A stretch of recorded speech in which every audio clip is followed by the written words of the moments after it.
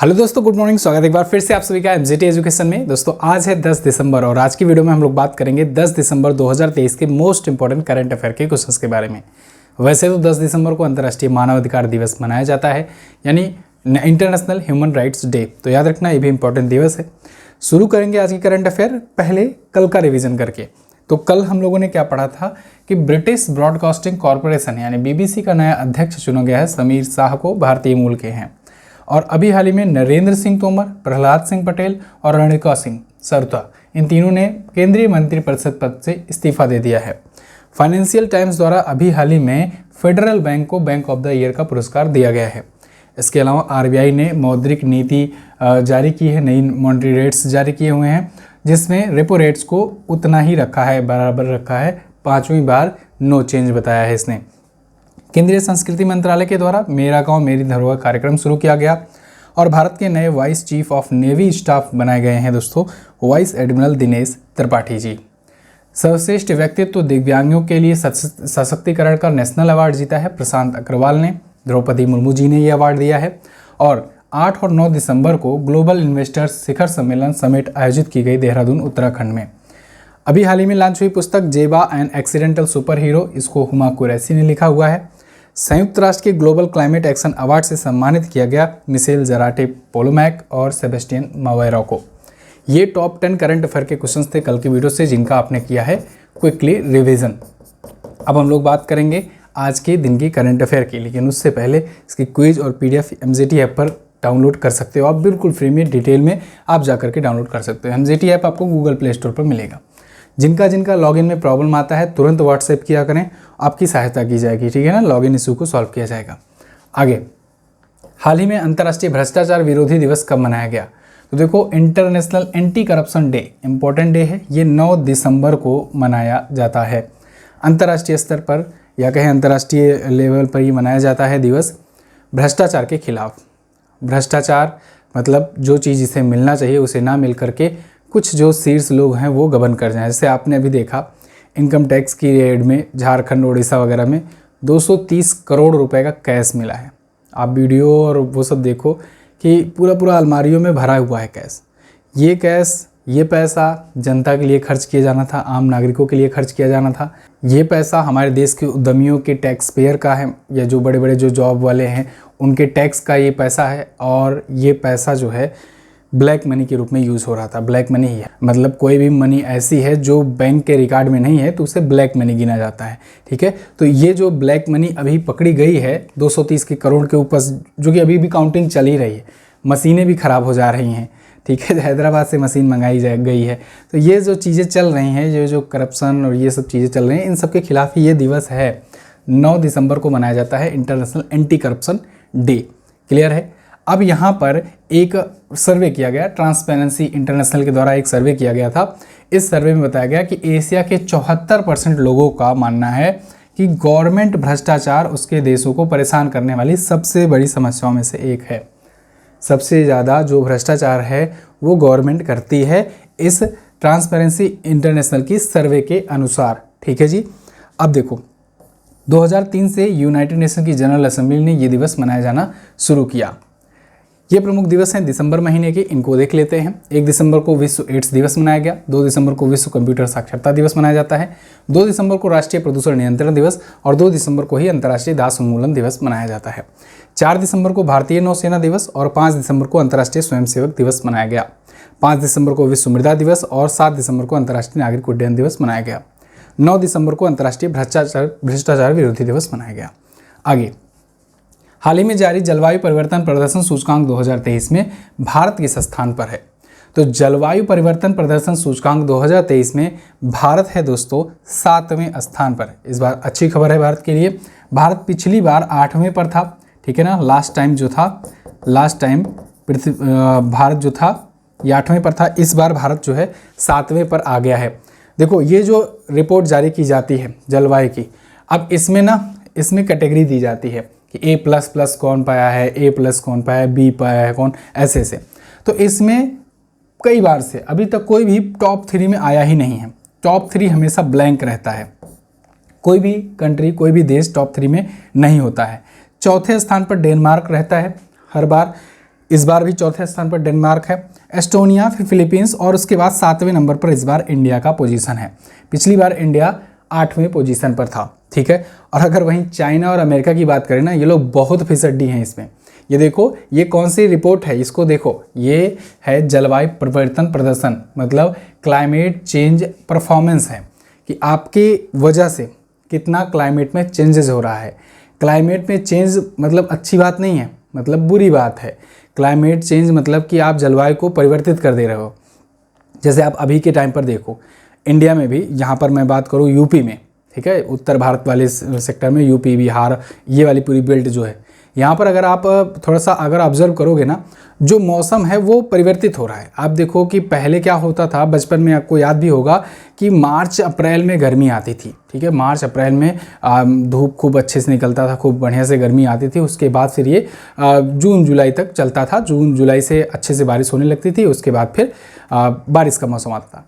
अब देखो पिछले 1-2 सालों में आपने ऑब्जर्व किया होगा आपने कि फरवरी से ही धूप निकलना अच्छे से शुरू हो जाती है, और ये धूप निकलना अगस्त सितंबर तक चलता है, और अगस्त सितंबर तक जाकर के तब बारिश होना शुरू होता है। मतलब ये गर्मी लगातार बढ़ रहा है और बाकी मौसम जो है वो घटते हैं, ठंडी भी कम हो गया है, इसके अलावा बारिश भी होना कम हो गया है। ये सभी क्लाइमेट चेंज है, यानी कि आपका जलवायु परिवर्तन हो रहा है। ये क्यों हो रहा है? ग्लोबल वार्मिंग की वजह से। तो क्योंकि जो भी मौसम होता है, मौसम में परिवर्तन होता है, जो भी ये इकोसिस्टम है, प्रकृति है, इससे अगर खिलवाड़ करोगे तो भाई इसका रिएक्शन तो देखना मिलेगा।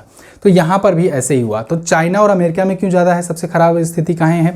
तो देखो, चाइना अमेरिका वगैरह ना, ये बहुत पहले ही डेवलप हो गए थे, और ये लोग ना बहुत सारे इंडस्ट्री, बहुत सारे ये ऐसी फैक्ट्रियाँ वगैरह खोल लिए हैं जिससे कार्बन का बहुत ज़्यादा एमिशन होता रहता है। आपने देखा जो बाइडन आए नहीं COP28 में, समिट में, जो COP28 समिट हो रही है ना अभी यूएई में, दुबई में, उसमें वो नहीं आए। बाकी छोटी छोटी समिट रहती है, पहुंच जाते हैं वो।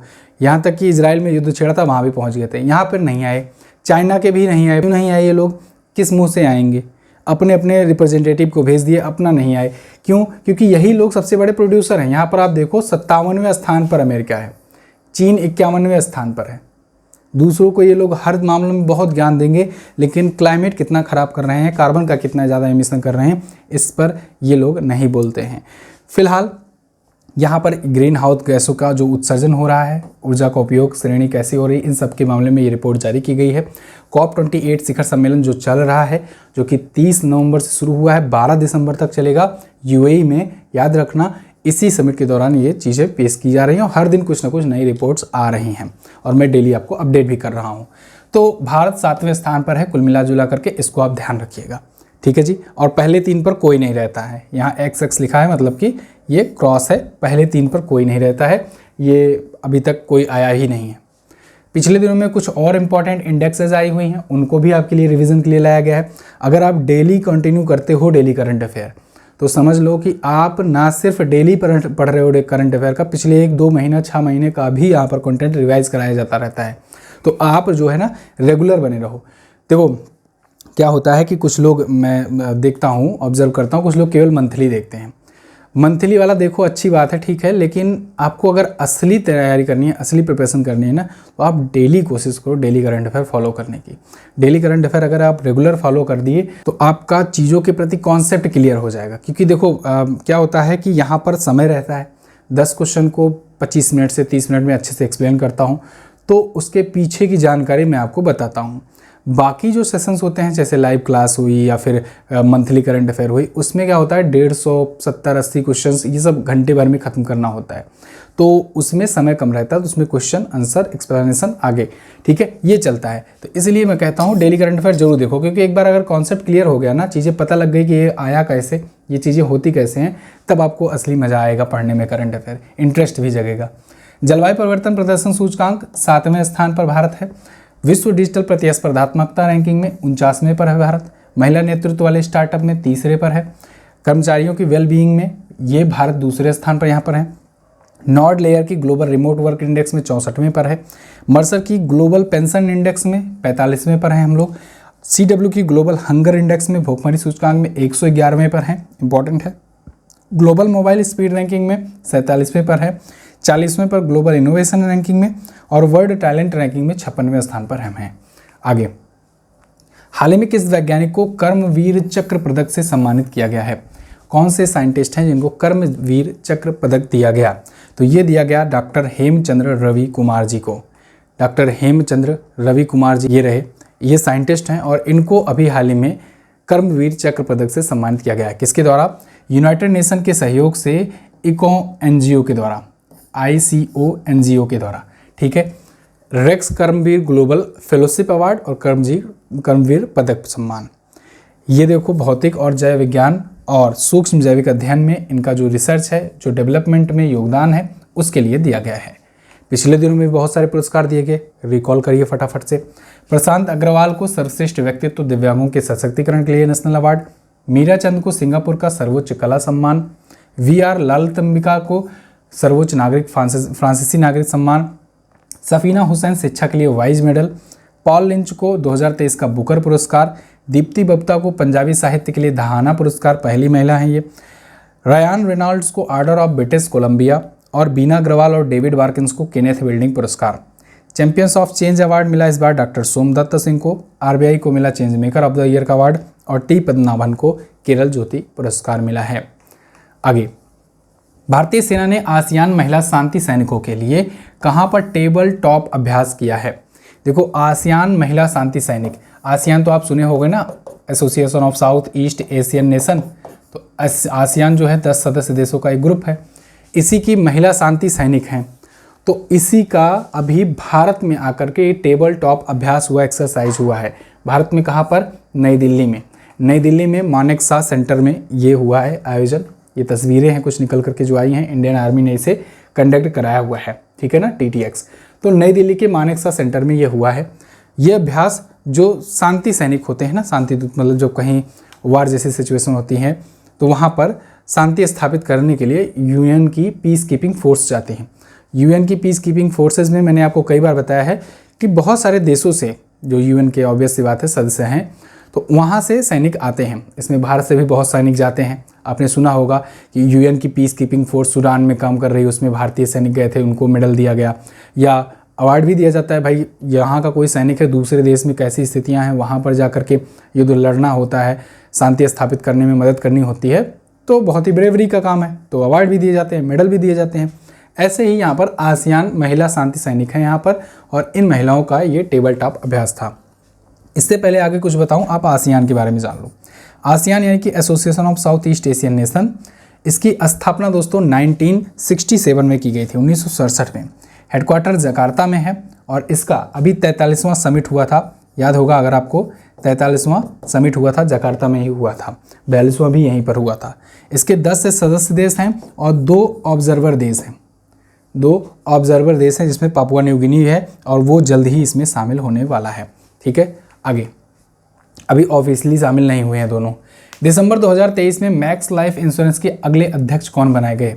तो ये दोस्तों बनाए गए हैं राजीव आनंद। राजीव आनंद मैक्स लाइफ इंश्योरेंस के प्रेसिडेंट होंगे या कहें कि चेयरमैन होंगे। Max life insurance, max life जो कंपनी है उसी की एक इंश्योरेंस संस्था है। इसके संस्थापक और अध्यक्ष जो अभी तक थे अनलजीत सिंह, इन्होंने इस्तीफा दे दिया है। ये फाउंडर भी थे, अध्यक्ष भी थे अभी तक, और इन्होंने निदेशक मंडल से सदस्यता और इस्तीफा दे दिया है अध्यक्षता पद से। अब इनकी जगह पर आ गए हैं कौन? राजीव आनंद। 2000 में इसकी स्थापना हुई थी और स्थापना इन्होंने ही की थी। CEO हैं प्रशांत त्रिपाठी, हेडक्वार्टर नई दिल्ली में है। आगे, भारतीय नौसेना अकादमी एझिमाला में आयोजित एडमिरल कप 2023 का खिताब किसने जीता? तो देखो, इंडियन नेवल एकेडमी, ये एझिमाला में एक आयोजन किया गया एडमिरल कप। ये हर साल होता है एडमिरल कप, और इस एडमिरल कप को इस बार जीत लिया है इटली ने। किसने? इटली ने जीता है। यहाँ पर 12वां संस्करण था, सेकंड पर आया इंडिया, ठीक है ना, और इटली रहा टॉप पर। यहाँ पर ये था, ये एक प्रकार से नौकायन टाइप का एक होता है, सेलिंग रेगाटा जिसे कहते हैं। तो इसका 12वां संस्करण था और ये अभी भारतीय नौसेना अकादमी एझिमाला में आयोजित किया गया। टीम इंडिया इसमें उपविजेता रही और UK और जर्मनी की टीमें तीसरा स्थान प्राप्त की हैं। 20 देशों और भारतीय टीम ने इसमें हिस्सा लिया था, टोटल 21 देश, और जीता किसने? इटली ने। ठीक है जी, आगे बुक अपनी आ रही है ब्रह्मास्त्र करंट अफेयर की, और ये ऑफलाइन बुक होगी, मतलब इससे आप पुस्तक के रूप में लेकर के पढ़ सकते हो। अभी तक ई बुक आती है, लेकिन साल भर में एक बार मैं बुक लाता हूँ, वो पूरे साल भर का एक ब्रह्मास्त्र होता है। आप चाहे किसी भी एग्जाम को टारगेट कर रहे हो, यूपी SSC हुआ या RO हुआ, यूपी PCS हुआ, बिहार PCS हुआ, बिहार SSC हुआ, रेलवे, बैंक, SSC, इन सब के एग्ज़ाम के लिए ये ब्रह्मास्त्र है। चैप्टर वाइज प्रश्नोत्तर माध्यम में है। ये अभी आया नहीं है, 2-3 दिनों तक अभी टाइम लगेगा। उसके बाद मैं आपको बताऊंगा कैसे लेना है, इसको कैसे ऑर्डर करना है, सारा प्रोसेस आपको बताया जाएगा। तो अभी के लिए आप इसके बारे में थोड़ा थोड़ा इन्फॉर्मेशन रोज़ाना जानते चलो, ठीक है ना, जिससे आपका ज़्यादा समय भी ना लिया जाए, धीरे धीरे कुछ कुछ जानकारियाँ आपको मिलती रहें। तो इसमें देखो, एक तो चीज़ें हैं, पूरा अपडेटेड कंटेंट है, अच्छे तरीके से क्रॉस चेक करके एक एक लाइन पढ़ के पेन से पूरा क्रॉस चेक किया गया है। इसके अलावा इसमें 5000 प्लस अध्यायवार चैप्टर वाइज प्रश्न हैं। जो लोग सैंपल देखना चाहते हैं वो कोई 1 मंथ की ई बुक ले लें, उनको सैंपल पता चल जाएगा कैसे चैप्टर वाइज डिटेल एक्सप्लेनेशन के साथ क्वेश्चंस होते हैं, उसका एक्सप्लेनेशन होता है, स्टैटिक जहाँ ज़रूरत होती है स्टैटिक दिया जाता है, रिवीजन पॉइंट जहाँ ज़रूरत होती है वो दिया जाता है। ऐसे ऐसे चीज़ें ये चैप्टर वाइज होती हैं, ठीक है ना। तो ये ऐसा आपके लिए कंपाइल किया गया है जनवरी से दिसंबर 2023 का।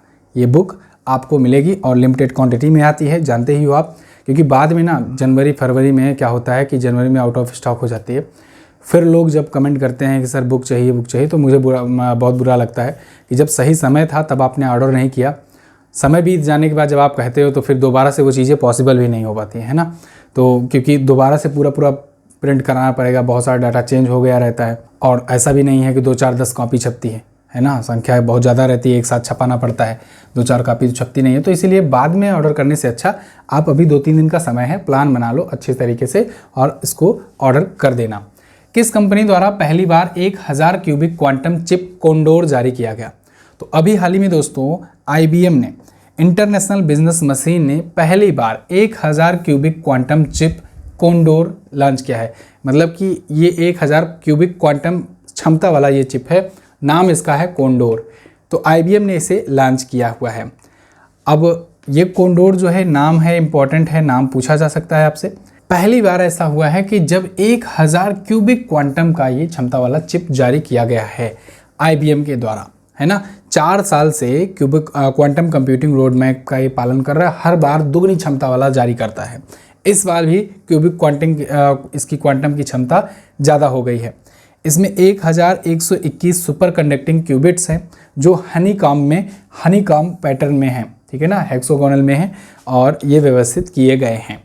तो IBM ने इसे जारी किया है। IBM मतलब इंटरनेशनल बिजनेस मशीन, अमेरिकी एक कंपनी है, कंप्यूटर चिप वगैरह बनाती है। आगे, हाल ही में लोकसभा में पास किए गए जम्मू कश्मीर आरक्षण संशोधन विधेयक 2023 में POK के लिए कितनी सीटें आरक्षित की गई? Very most important question, very most important question, इसको समझ लो अच्छे से, यहाँ से क्वेश्चन बनना तय है।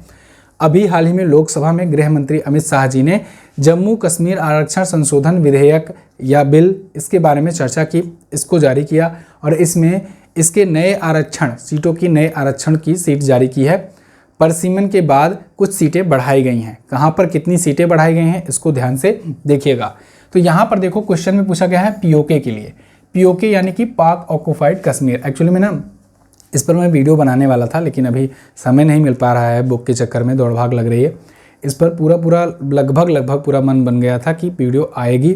थोड़ा बहुत रिसर्च भी हमने कर लिया था, और टॉपिक भी इम्पॉर्टेंट है। अगर हो सकता है तो आगे आने वाले दिनों में मैं आपको बता दूंगा, लेकिन ये ज़रूरी भी है, ठीक है, पूरा आपको समझाना, जिसमें POK का इतिहास, कश्मीर वगैरह का सब कुछ आपको बताया जाएगा। फिलहाल आप मोटा जानो, POK के लिए यहाँ पर 24 सीटें रिजर्व रखी गई हैं। POK हमारा है, POK हमारा है। यहाँ पर अमित शाह जी ने बिल्कुल क्लियर कर दिया है साफ शब्दों में कि POK के लिए भी हम लोग विधानसभा में सीटें रिजर्व रख रहे हैं। जब मन होगा, जब चीज़ें सब सही बैठेंगी तो POK ले लेंगे, और वहाँ पर भी विधानसभा की सीटें रहेंगी। आपको पता होगा कि 5 अगस्त को 2019 को आर्टिकल 370 और 35A को रिमूव किया गया, और उसके बाद से जम्मू कश्मीर और लद्दाख 2 यूनियन टेरिटरी बना दिए गए। जम्मू कश्मीर और लद्दाख 2 यूनियन टेरिटरी बनने के बाद जम्मू कश्मीर की सीटों के बारे में अभी जाकर के परसीमन कराया गया। परसीमन के बाद सीटें बढ़ी हैं। अब इसमें कितनी सीटें बढ़ी हैं? यहाँ पर जम्मू में, जो जम्मू कश्मीर में जो जम्मू वाला हिस्सा है और कश्मीर वाला हिस्सा, ये दोनों अलग अलग है ना, और POK अलग अलग हिस्सा है। तो और पूरे को टोटल के मिला के जम्मू कश्मीर कहा जा रहा है। तो जो जम्मू है वहाँ पर 37 की जगह अब 43 सीटें होंगी। इसके बाद कश्मीर जो है वहाँ पर 46 सीटें थी, अब यहाँ पर 47 सीटें होंगी। 6 सीट यहाँ पर बढ़ी है और 1 सीट यहाँ पर बढ़ी है, तो टोटल 7 सीट यहाँ पर बढ़ी है। यहाँ पर पाकिस्तान अधिकृत कश्मीर के लिए 24 सीटें आरक्षित की गई हैं, रिजर्व रखी गई हैं कि यहाँ पर 24 सीटों का विधानसभा चुनाव होगा। आपको पता होगा जब 2019 में आर्टिकल 370 हटाया गया था, उसी टाइम गृह मंत्री अमित शाह जी ने कहा था, यही गृह मंत्री उस टाइम भी थे, इन्होंने कहा था अभी इसको यूनियन टेरिटरी बना रहे हैं, लेकिन इन फ्यूचर इनको हम जब चीज़ें सब कुछ सामान्य हो जाएगी तो राज्य भी बनाएंगे। और यहाँ पर विधानसभा अभी भी है, आगे भी चल करके रहेगी, लेकिन अभी यहाँ पर मुख्यमंत्री क्यों नहीं है? क्योंकि यहाँ पर राज्यपाल शासन चल रहा है ना। तो अभी राज्यपाल शासन चल रहा है, लेकिन जब चुनाव होगा, जब विधानसभा यहाँ पर चलने लगेगी, राज्यपाल शासन हटेगा, तो विधानसभा सीटों पर चुनाव होगा और फिर एक मुख्यमंत्री भी चुना जाएगा, तभी इनकी सीटों की जगह मतलब ज़रूरत पड़ेगी। यहाँ पर पीओके के लिए 24 सीटें, 47 यहाँ, 43 यहाँ, टोटल 107 से बढ़कर 114 सीटें हो गई हैं जम्मू एंड कश्मीर में। ठीक है, अब यहाँ पर यह भी कहा गया है जो विस्थापित हुए थे, जो वहाँ से भाग करके आए थे या भगाए गए थे, उनके लिए भी 2 सीटें और पीओके में 1 सीटें जो है पीओके के लिए यहाँ पर रखी गई हैं, तो 3 सीटें ये हुई रिजर्व। तो ये चीज़ें था जम्मू कश्मीर आरक्षण संशोधन विधेयक 2023 के अकॉर्डिंग। ये बहुत इंपॉर्टेंट है, इसको आप ध्यान से याद रखिएगा। लोकसभा में पास हो गया है, राज्यसभा में पास हो जाएगा, राष्ट्रपति जी मोहर लगा देंगी तो ये बिल बन जाएगा कानून। ठीक है, आगे आर्टिफिशियल इंटेलिजेंस रिसर्च संगोष्ठी का आयोजन 12 से 14 दिसंबर तक कहाँ पर किया जाएगा? तो अभी हाल ही में दिल्ली में घोषणा हुई है कि दिल्ली में आयोजित किया जाना है 12 से 14 दिसंबर के बीच में ग्लोबल यहाँ पर ग्लोबल लिखना भूल गए, तो global artificial intelligence research summit ये आयोजित होगा नई दिल्ली में। यहाँ पर देखिए global partnership on artificial intelligence summit 2023, तो 12 दिसंबर से शुरू होगा। इसका inauguration prime minister Modi ji के द्वारा 12 दिसंबर को किया जाना है और 12 से 14 तक ये चलेगा भारत मंडपम में नई दिल्ली में। भारत मंडपम के बारे में मैंने आपको बताया था, ये एक कन्वेंशन सेंटर है। 2 कन्वेंशन सेंटर अभी नए बनाए गए हैं, एक तो भारत मंडपम जहाँ पर अभी G20 हुआ था, और एक और बनाया गया है यशोभूमि। यशोभूमि जो है वो एशिया का सबसे बड़ा कन्वेंशन सेंटर है, वो अभी भी बन रहा है। भारत मंडपम बन चुका है और यहीं पर G20 होस्ट कराया गया था। तो पूछा जाएगा आपसे G20 भारत ने कहाँ पर होस्ट कराया, तो आप बताओगे भारत मंडपम में। ठीक है जी, चलो आगे। तो ये AI पर होगा, आर्टिफिशियल इंटेलिजेंस पर होगा, एक ग्लोबल समिट होगा। दुनिया भर के जो AI से जुड़े जो एंटरप्रेन्योर्स हैं, स्टार्टअप्स हैं आएंगे, साथ ही साथ बड़े बड़े देश जो AI को लेकर के कंसर्न हैं वो सभी भी आएंगे और इस पर चर्चा होगी, एक हेल्दी चर्चा होगी कि जिससे AI पर आने वाले समय में कुछ रेगुलेशंस बनाए जा सके। देख रहे हो ना, डीप फेक वीडियो आ रहा है, मोदी जी को गरबा डांस करा दे रहे हैं, तो ये डीप फेक से कैसे लड़ा जाए, यहाँ पर भी इन्होंने एक आइडिया दिया है बहुत अच्छा कि जैसे जो कंपनियां हैं जहाँ से लोग जिनका AI का यूज़ करके जो ये डीप फेक वीडियो बनाती हैं, बहुत अच्छा आइडिया लगा मुझे कि जो भी कंपनियां हैं, जो भी सॉफ्टवेयर्स हैं जो AI का यूज़ करके ऐसी डीप फेक वीडियो बनाती हैं, उनको रेगुलेट करके ये नियम दे देना चाहिए कि जब भी वो कोई बनाए तो वाटर मार्क के रूप में यहाँ पर डीप फेक लिख करके आ जाए। ये अच्छा रहेगा कि नहीं? जैसे आप कोई भी सॉफ्टवेयर यूज़ करते हो जो अनपेड वर्जन, फ्री वर्जन रहता है, ट्रायल वर्जन रहता है, वीडियो एडिटिंग वगैरह का खास करके, तो उस पर उसका वाटरमार्क बन करके आ जाता है कि पेड यूज़र्स के लिए ही होगा। तो यहाँ पर ऐसा ना किया जाए, यहाँ पर सभी के लिए कर दिया जाए कि डीप फेक लिख करके आए, बवाल ही ख़त्म है ना। कहीं से भी बनाओ, हाँ इक्की दुक्की तब भी बनेगी, लेकिन फिर भी बहुत हद तक ये काम कम हो जाएगा जो डीप फेक वीडियोज़ बन रही हैं। डीप फेक तो आपको समझ में आ रहा है ना, मैंने उस दिन बताया भी था आपको।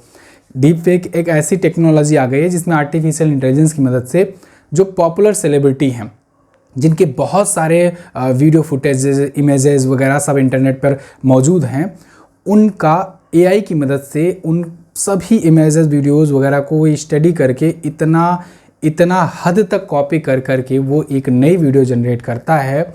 या फिर यहाँ पर जो डीप फेक वाला भी विवाद जो हुआ था उसमें क्या होता था कि दूसरा किसी का चेहरा किसी और के ऊपर लगा दिया जाता है कि बिल्कुल उसमें अंतर निकालना आम लोगों के लिए नामुमकिन सा हो जाता है। तो इसी को कहते हैं डीप फेक, बहुत ही गहराई से ऐसे जो कॉपी किया गया है। तो इसी चीज़ को लेकर के कंसर्न है और यहाँ पर भी चर्चा इस पर चल रही है। साथ ही साथ AI पर क्या कुछ किया जा सकता है इसके ऊपर बात होगी। ठीक है जी, चलिए। तो 2020 में GPAI का स्थापना हुआ था और इसके संस्थापक सदस्य देशों में भारत भी शामिल था।